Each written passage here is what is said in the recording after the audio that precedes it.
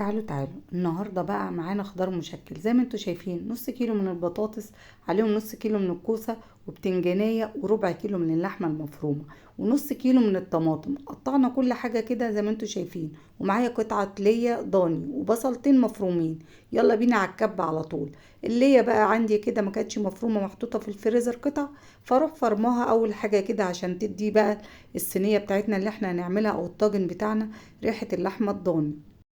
كده بقى فرمت اللية، وهنزل عليهم بقى ايه بربع اللحمة المفرومة دي، وهنزل عليهم كمان زي ما انتوا شايفين بالشكل ده كده. يلا بينا بقى نفرمهم كمان مع اضافة بقى الملح والفلفل الاسود بالشكل ده كده. يلا بينا بقى نديهم كده تقلبتين كمان في الكبة، وبعد كده نشوف هنعمل ايه تاني مع بعض. كده انا معايا حوالي عن نص كيلو من الطماطم، غسلته وقطعته وحطيته في الخلاط، وهنفرمه بقى مع بعض ونشوف هنشتغل ايه، ونشوف بقية وصفتنا. بالشكل ده كده اتفرمت معانا. تعالوا بينا بقى، شايفين انتوا لون اللحمة بقى اللون الابيض ده علشان ايه اللي هي الضاني. فنزلت عليهم كده بمعلقة دقيق، واروح لفاهم زي ما انتوا شايفين في قلب بعض بالشكل ده.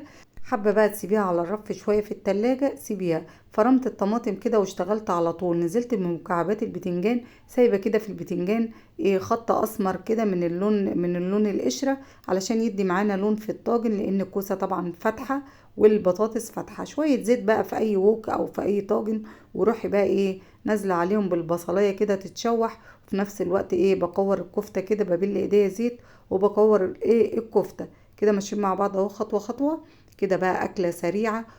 وكده بقى الكفته بتاعتنا ربع كيلو من الكفته عملناها بقى، ضفنا عليها تمن كيلو، حوالي تمن كيلو من اللي هي الضاني.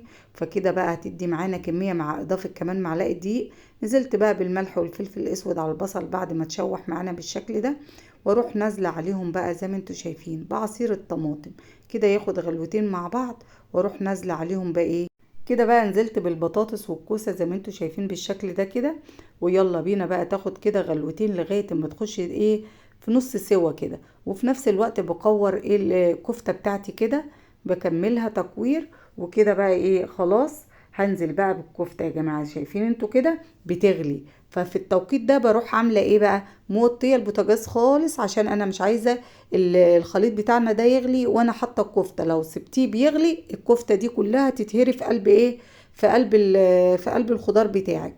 بس انا شايفين انتوا هديت خالص النار كده. فنزلت وزعت الكفته بتاعتي 10 دقايق بالظبط، وهبدأ تشوف الكفتة دي هتلاقيها قطعة متماسكة. خلاص شايفين انتوا بقى قطعة متماسكة. هقلبها كده على الوش التاني، وطبعا لسه مهديين النار. خلاص كده يا جماعة، بعد ما اقلبها كده وهديت عليها النار، مش هكمل دقيقتين واسيبها بقى تغلي مع بعضيها.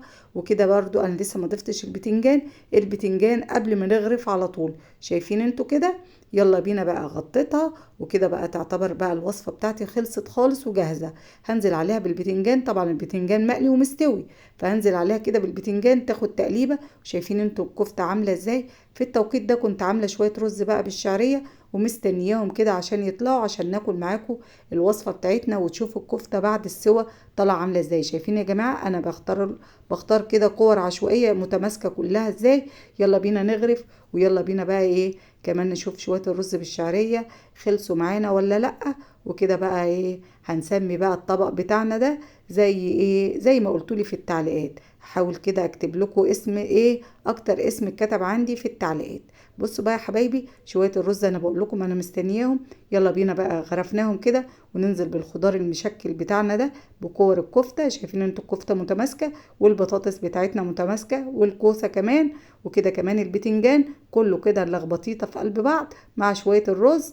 وكده بقى بقول لكم ما تنسونيش بلايك ومتابعة عشان يوصل لكم كل جديد.